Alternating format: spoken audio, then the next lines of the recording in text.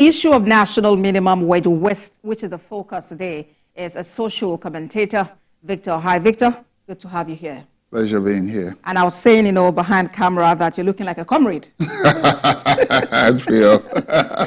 All right, so minimum wage, that's the issue. We've had a lot of back and forth on it. There's been industrial action, even with the national grid shut down, and all of that. Let's begin with what your viewpoint is about the back and forth on this issue, which is actually statutory. I like the fact that you started with the fact that it's statutory, which means that no one's doing anyone a favor. The review is long overdue. It's entrenched in our laws that the minimum wage has to be reviewed every few years. So it's not a favor that Nigerian workers are asking for. And with the current state of the economy, I think it's only proper, it's only human that the high cost of living be mitigated with improved salary to meet up with the current inflationary trend. So I think that the time is right. However, what is at stake now is what perhaps government is thinking Nigerian workers are worth as a minimum wage, which is highly debatable at the moment. Is it really about what they're worth or about what the government can afford? Because I remember the president saying on Democracy Day that it is what Nigeria can afford that they can propose. No, I'll tell you what the issue of, nobody's paid what they're truly worth, if you ask me. People are generally worth more. But, for human life, let me start from one aspect no one is even talking about. What's that? Health. Now, I've seen, for people who are on medications that maybe medications you have to take for a very long time, like diabetes, for instance, or hypertension, for instance, or some other such medications. Right now, I don't even want to go to the issue of the health insurance and all that, because it's hardly workable in this country. But you find that the cost of such drugs have gone up by almost 400–500%. The cost of certain drugs that you take for a month is above the current minimum wage. If you must live, if you must survive, then how much is left for you? And that's just one aspect. You understand? A lot of people die needlessly now, not because they want, but because the cost of living, not in the sense that we usually use it. The cost of being alive is now too expensive. It's almost not affordable, which means what is affordable now is just death. For a lot of people, and I speak for many people because I've seen many cases. People who call every once in a while, please send me some money, please send me some money, I need money to buy my drugs. They're not even talking about food. Well, Victor, that's always been there. There would always be people who are dependent on you and who have No. See, no, that's not, it's never been this bad. Let's face it. Let's be honest. And so, coming back to the issue of wage, so what needs to be done is at least, and we can begin to do a bit of calculation right now. Government is proposing how much? 62, or it's being reviewed? What's the latest? Well, I should ask you, but I think that's the last time. That's and so if we really want to break it down, and I said I was going to come to the studio today doing a bit of calculation, which is why I'm just in my phone in front of me. If we look, and you can do the same as well, and people at home, let's start from the basic, let's go about housing. Before we go into food. What's the minimum accommodation you can get for a month now? For one room, at least 10,000. That's like 120,000 per annum. And I doubt that you can get that. But let's just assume that. For electricity, with the current cost of electricity, even if you don't spend anything, you put 5,000 there. Can you do that? Let's do a bit of calculation and see where we arrive at. You're a bit unwilling. Why don't you do it? You can do that, Victor. I'm the one running the show. So, Victor, let's get to the point about affordability. You've raised a number of points, but you also realize that in the actual sense, government shouldn't propose something. Let me talk about affordability. And yes. Victor, sorry, if I may land on that, this doesn't concern only the federal government. Ideally, it concerns the constituent units, talk about the states and subnationals, and then it also concerns organized private sector. If, for instance, government chooses to tow the path that Labour is towing, which is 250,000 naira, it does mean then, Victor, that you would normally be paying your house help if you have any, your driver if you have any, that same amount. Is that affordable for you? Ask yourself why it's not affordable. And let me just answer the question.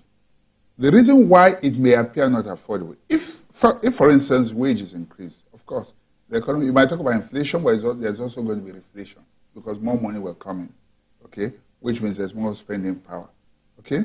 But that's not the issue here now. That's neither here nor there. The thing is this. If we begin to look at, can you afford this can you pay that for can you pay your driver 250,000? What money is what money can buy. At the point in time in this country, graduates were paid salaries of 250 naira and less.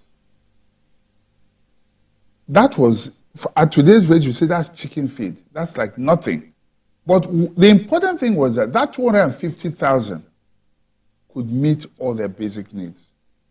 Now, the reason we're having problems in the country today is because those things that should make life easy for us, cost of fuel, for instance, and that has ripple effects on almost every area of the economy, okay? So if you're a barber, for instance, the cost of, right now, electricity is almost at the same cost with buying fuel. It's so expensive.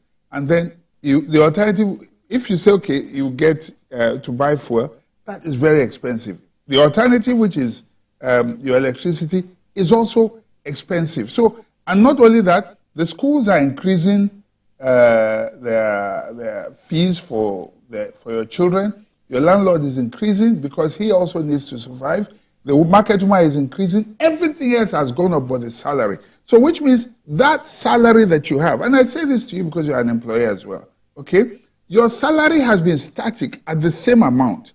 Everything else has, so it keeps shrinking and shrinking and shrinking and shrinking till you get to a point now where it doesn't even take you home.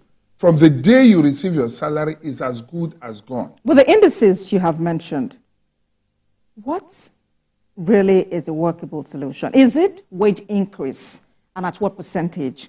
Or more about economic stabilization, something sustainable?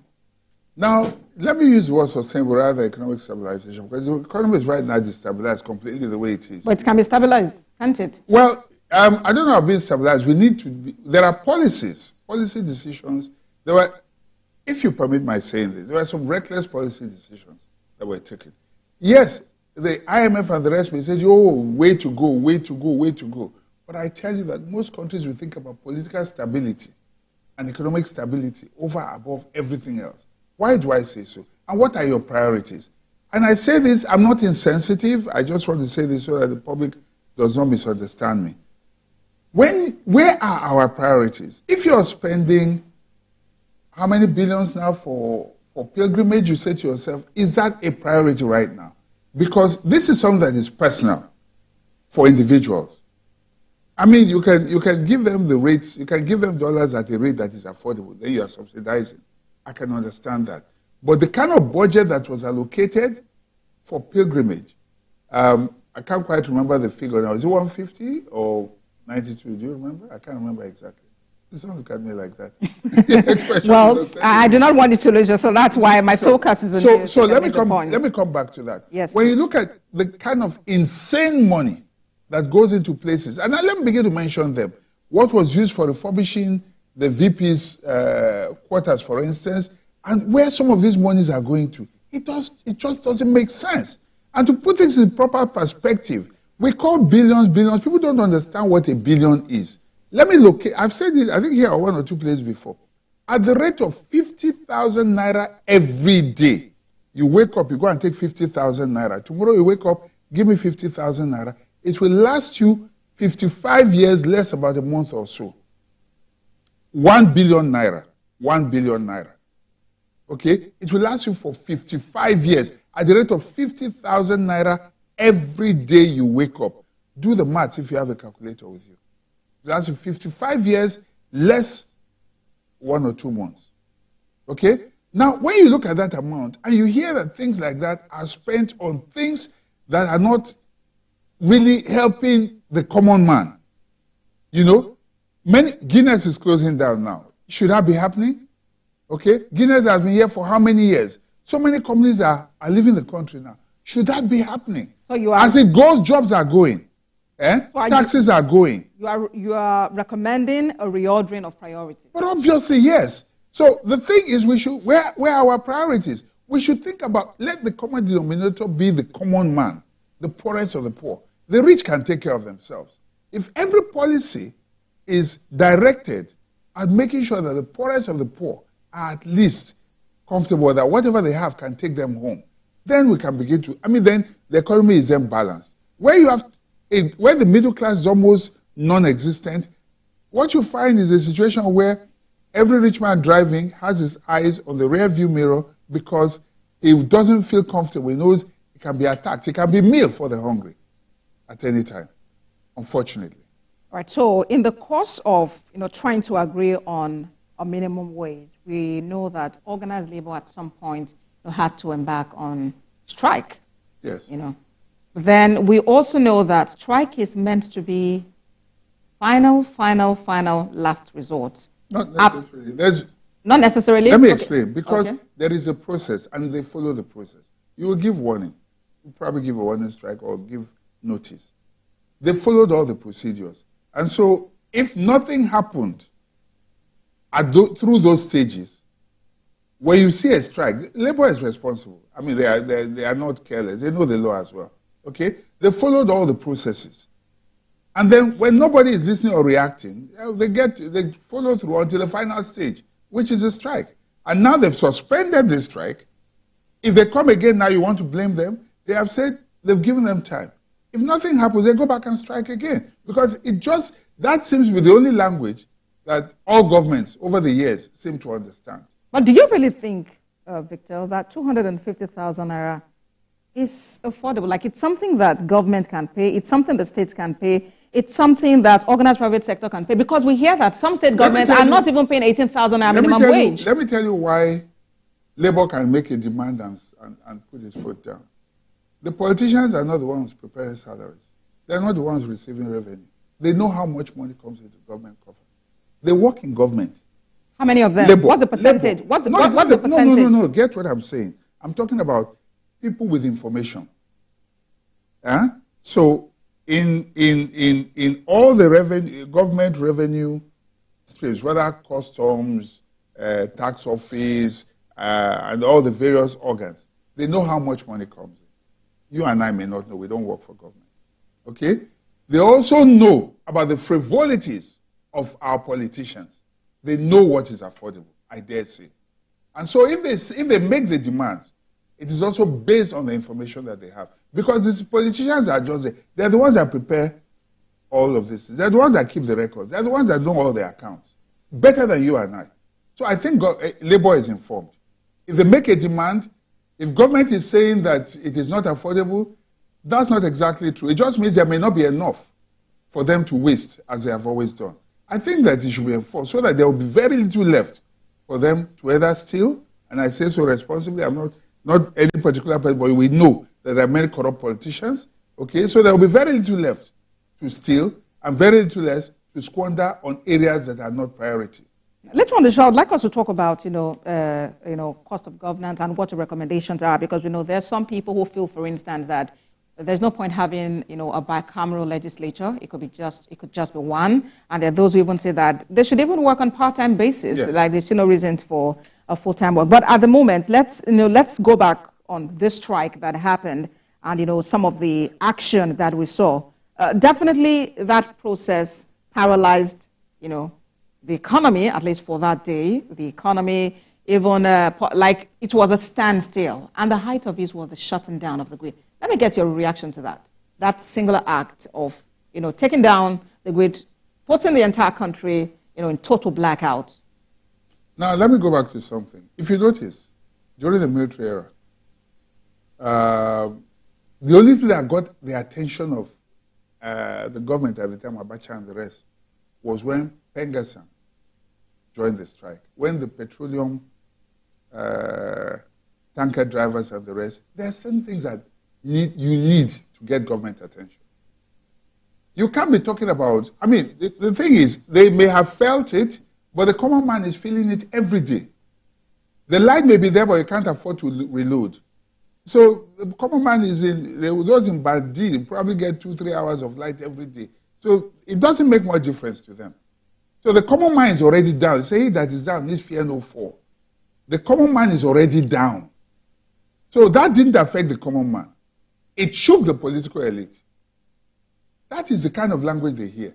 When you say something once, they think you're joking. You say it the second time. So you use whatever power you have. But that's a national security issue because it's a national asset. And ideally, that shouldn't have happened. And some have even recommended that ideally for, Victor, if I may land, some have even said that for that singular act, ideally, everyone involved who spearheaded that ought to be behind bars. Well, I would love to see them put them behind bars. But then, of course, also, you know that they reached an agreement that, you know, some of the agreements... When I say lock, get my language, before the relaxation... dare to lock them up. Before the relaxation of that, you know, strike, what they then agreed on was that, okay, nothing will be done to, you know, labor, like they won't be victimized, those who were part of... They couldn't have victimized them. They could not have done it. But was that not a national... I double dare them Was that not a national security threat? I mean, that Is action... hunger not a national security threat? Have you gone to Ojota and sometimes be attacked on the road when you're coming? So you mean a number of persons should hold the entire nation to ransom? Are we not held to ransom on a daily basis? In what way? You've not been attacked on the road. You're lucky. But that shouldn't be the norm. It shouldn't be. But hunger is causing it. Like I've said, when the middle class is wiped away, you have the very rich and the very poor. The very poor will soon start eating the rich. But that's still no justification. I'm not justifying anything, but I'm saying that it is what it is. You understand? While I do not wish for that, it affected all of us, without a doubt. But you know what? The common man has been suffering this all this while. If you give him his minimum wage, he can at least have something to take home. There are many now who cannot go to school anymore. Because, like I said, the salary is shrinking. The take-home is shrinking on a daily basis. The only thing that has remained constant is your salary. Okay? The landlord is taking his own. The meat seller is taking his own. The market woman is taking her own.